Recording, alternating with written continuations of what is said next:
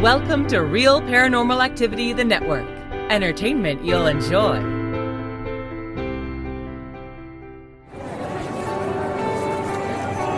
You are listening to an RPA production, where people gather.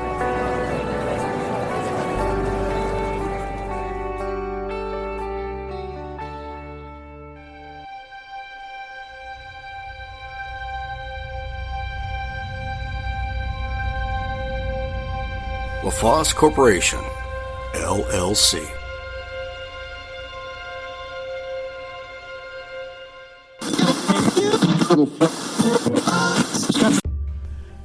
The world is full of mysteries. It's full of strangeness. And it exists with oddities. That's what we do on this show. We examine the strangeness, the mysterious, the oddities. This is Terry's Mysterious Moments, and I am your presenter, Terry from Texas. This is Season 8. Welcome if it's your first time. Welcome back if you've been here before. Go with us on this trip while we look at cryptids like Bigfoot, the Yeti, the Loch Ness Monster, and maybe even Thunderbirds. Be with us while we examine stories of legends such as werewolves, vampires, witches, ghosts, and hauntings. Thank you for being here. Enjoy the show.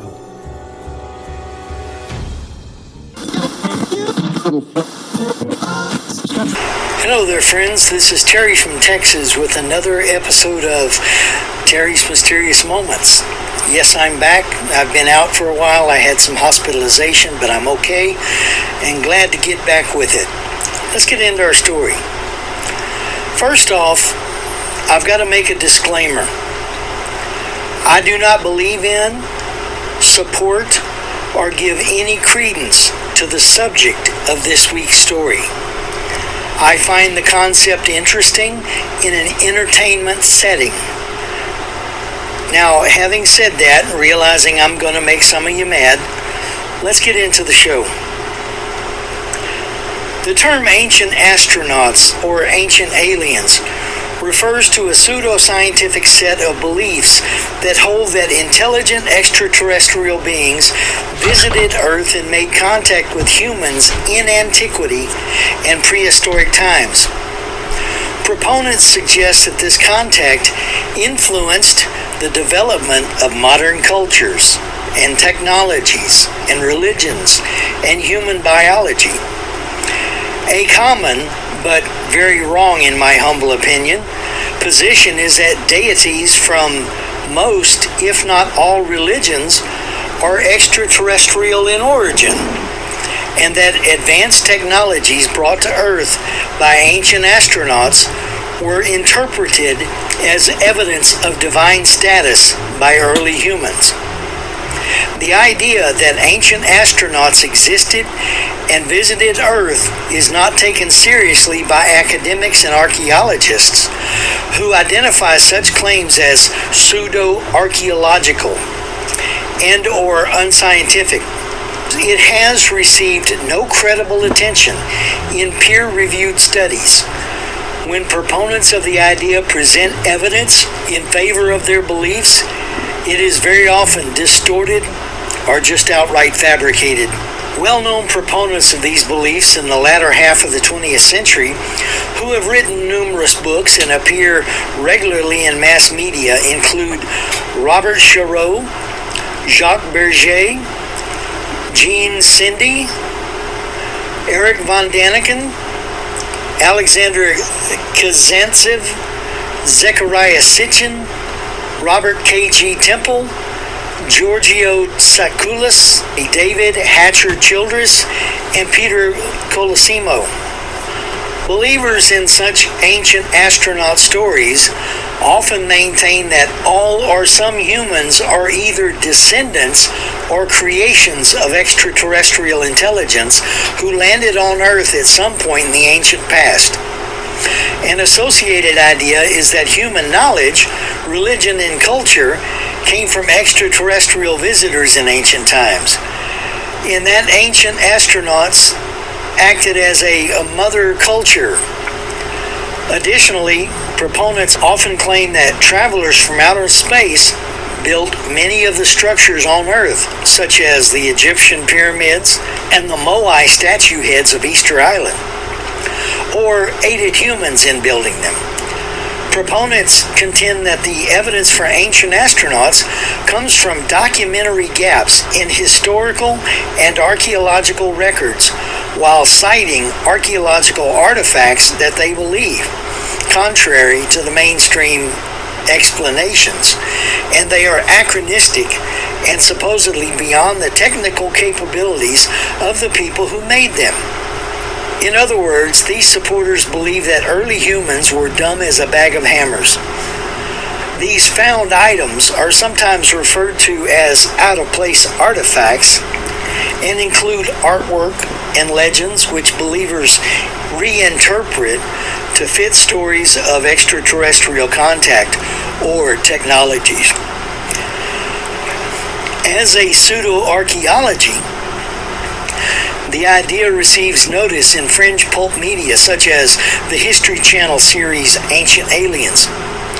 Such shows use a strategy known as fire hosing to commingle fact with fiction in order to spread theories of an alternate past with tropes that follow nativist, imperialist, settler colonial, and Christian identity beliefs relevant to the past. The celebrity proponents of ancient aliens profess to be a part of an oppressed minority of academics that big archaeology is conspiring to disenfranchise, while their identity of being maverick or a rogue aligns with the individual's lack of credentials. No way to get supporters for your cause than to play the oppressed victim. Like archaeological endeavors of the criticized past, these proponents focus primarily on monumental archaeological structures, claiming they could have only been constructed with extraterrestrial intervention. The implication is that the non-white indigenous people in the regions in which these monuments appear could not have built them on their own. However, Lakota Sioux writer Ruth H. Burns in Atmos magazine counters that ancient alien theory, and the idea of extraterrestrials in general supports the viewpoints of indigenous non-European peoples. The denial of extraterrestrial encounters and indigenous people's stories tracing their origins to extraterrestrials is part of indigenous erasure, as it minimizes or completely discounts the viewpoint of indigenous peoples. Many indigenous peoples trace their ancestry to star people or the like. Extraterrestrials, who as the progenitors of indigenous peoples cannot be by definition white, or a common feature in the stories portray the aliens as light-skinned or in complexion. As prominent alien astronaut proponent Eric von Daniken claims in his foundational work, Chariots of the Gods. These claims are so outlandish that up until recently, mainstream archaeologists essentially ignored them as absurdities.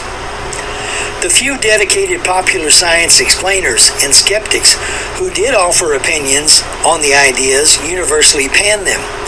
For example, Carl Sagan wrote, "In the long litany of ancient astronaut pop archaeology, the cases of apparent interest have perfectly reasonable alternative explanations, or have been misreported, or are simple prevarications, hoaxes, and distortions." And we all know from his time on the NOVA program, Carl Sagan believed in billions and billions of planets and stars. Paleocontact, or ancient astronaut narratives, first appeared in the early science fiction of the late 19th and early 20th centuries, including the 1898 novel Edison's Conquest of Mars and the works of H.P. Lovecraft. The idea was proposed in earnest by journalist Harold T. Wilkins in 1954. It grew in popularity in the 1960s, mainly due to the space race and the success of Eric von Daniken's works, which personally I find an entertaining body of work. Although his work has also received limited consideration as a serious hypothesis. Critics emerged throughout the 1970s, discrediting von Daniken's claims. Ufologists separated from the idea from the UFO controversy. By the early 1980s, little remaining support could be found. Various terms are used to reference claims about ancient astronauts as ancient aliens, ancient UFOnauts, ancient space pilots, paleo contact, astronaut or alien gods, or paleo or biblical SETI, which is a search for extraterrestrial intelligence. Now, enough of what is considered the flawed thinking about what these buggers are talking about, and on to the true subject of tonight's story. There are those who believe in the existence of aliens, and they often point to peculiar locations on Earth as evidence of extraterrestrial life. In particular, there's an interest in explaining the creation of ancient sites as the work of advanced alien civilizations. Here are 6 historical sites that some are convinced were created by aliens. It is worth noting that many have taken issue with the theory that aliens created these wonders, especially given the racial implications. That some people are more likely to believe that extraterrestrials created them rather than ancient peoples. Number 1 is the Nazca Lines. In the Nazca Desert, 200 miles southeast of Lima, Peru, you can find a curious collection of 800 plus long, straight, white lines in seemingly random places. Etchings of animals and geometric shapes also appear at a large scale, with the biggest spanning 1,200 feet. The scale of these markings makes them clearly visible from the air, but not so much from the ground, although they can be deciphered. So, they must be the work of otherworldly figures. After all, how could ancient men craft lines with this level of symmetry and precision without the ability to fly? While modern scientists figured out how the lines could be made without space beam lasers, the reasoning behind their creation remains up for debate, allowing the aliens did a contingent to hold firm in their beliefs. The ruins of Machu Picchu, an Inca citadel that now counts among the most Instagrammable spots on Earth, Machu Picchu in Peru raises some questions about the ability of humans to build such a structure at the time.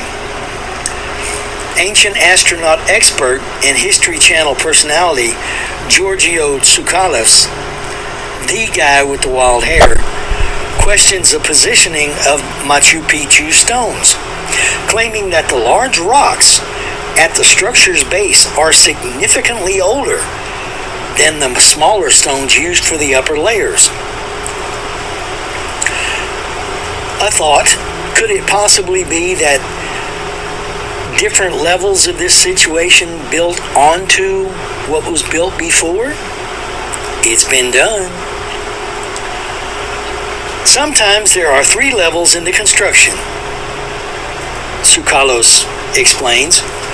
The bottom level has massive, gigantic, megalithic stones as big as railway wagons. The middle about half a size smaller, and at the top, brick-sized stones are just thrown up there. That makes no sense. he can't imagine why an ancient civilization with limited access to technology would choose to use larger blocks when, as the upper layers of the structure prove, smaller and more movable blocks would do the job. According to Tsoukalos and those who agree with him, aliens might be the only feasible explanation. The Pyramids of Giza. Egypt's world-famous pyramids are generally accepted as the work of ancient peoples with the technology available to them at the time. Some skeptics point to the positioning of the Pyramids of Giza as evidence of alien involvement. According to a blog post from Michigan State University, the pyramids line up exactly with the Orion constellation, involving a level of precision unusual for human artisans. Look at a bird's eye view of the pyramids, it says, with a picture of Orion's belt transposed on top. Clearly, it is evident that the 3 stars in the middle of the Orion constellation, forming its belt, diagonally but with 1 star deviating, and 3 pyramids also with 1 deviating from the diagonal, and the relative positions of stars and pyramids match each other perfectly. Even the brightness of the stars matches the size of the pyramids. Giza consists of 2 almost equally tall pyramids and a smaller one, which is only 53% of the height of the other 2. The belt of Orion consists of 2 almost similarly bright stars and one with only about 50% of the brightness of the other 2. The smaller pyramid is the one which deviates from the diagonal, as does the dimmest star. This blog author also wonders about the fact that the Great Pyramid lines up almost exactly with the magnetic North Pole, which becomes suspicious when you consider that the ancient Egyptians had no compasses. Also, on the evening of the summer solstice, the sun sets directly between the Great Pyramid and its next-door neighbor when viewed from the Sphinx. For this to be possible, the Egyptians would need to know the date of the summer solstice, and because the length of a calendar year hadn't been yet determined, some find this a bit too convenient. Funny, I just read something about the Egyptian year the other day. How many days was it? 365. Finally, the blog author wonders about the impeccable condition of the pyramids of Giza in comparison to other pyramids of a similar age, which have clear signs of wear. Well, first off, these pyramids being much bigger and then covered in white stone, all of the white stone has been taken away, and some of the underlying stone has been taken away to help build local cities. The others were out in nowhere land, and the weather and time just got to them, I think. But it's worth noting, as we have before, that ancient Egyptians had pretty advanced technology and likely used the stars to align the pyramids. Some believe that aliens were responsible for making Sacsayhuaman, a fortress in Cusco that's more than 1,000 years old according to National Geographic. But as National Geographic noted, the Incas were actually advanced and talented craftsmen, and similar fortresses have been found around the world, and even some near this one. So, safe to say that aliens probably shouldn't be given credit for this one. Predating the Aztecs, the city of Teotihuacan is now best known for its legendary structures, namely the Pyramid of the Sun and the Pyramid of the Moon. It's also remembered for the mysterious disappearance of the citizens who called it home. Because the fate of the city remains a mystery, many turn to alien-related theories to explain it. It has been said that the Aztecs bailed out and went north because they were being invaded by tribes from the south and the east. So they took the path of least resistance and beat feet up to North America. The History Channel show Ancient Aliens shot an episode focused on Teotihuacan, setting forth a case for an extraterrestrial presence in the city. The hosts suggest that the structures in Teotihuacan, particularly the pyramids, involve advanced mathematical principles and, like the pyramids of Giza, may be built to correspond with space formations. Also, recent digs at Teotihuacan revealed stores of liquid mercury, mica in the walls, and golden orbs containing unrecognizable substances, all bizarre enough to prompt inquiries about the real builders of Teotihuacan. As in many mysteries, many turn to alien-related theories to explain it. The last place I'd like to talk about is a place called Pumapunku. And what's specific about this place is that the building blocks that are up there have been cut with such straight precision and holes drilled perfectly at different angles that people can't understand how a primitive native culture could do this. One of the things about these ancient buildings and structures that is common to almost all of them and others is that it is said almost word for word about each place that you couldn't fit a sheet of paper or a knife blade between the stones. They are so perfectly put together. Well, one of the thoughts that I have about that is, what if they cut the stone out of native stone, stuff that was already there? What if they just chiseled off the face of a mountainside, and that way they don't have to move rocks? Makes sense to me. But then again, I'm lazy. I'd like to add an honorable mention here. Stonehenge, added because of the distance that early man would have to have hauled the stones to create it. Some are fairly local. I think it's 50 miles or 70 miles, and the others are like, the bigger ones are like 120 miles away. And we're not too sure they had the wheel yet. So that raises a lot of questions. Were the ancient humans really dumb, or were they far advanced technology, even more so than now? In regards to the comment I made about people saying that the stones are so perfectly put together that you can't pass a sheet of paper or a knife blade between them, I would ask this question. Excuse me, but isn't that how buildings should be built? I'm not a believer in aliens.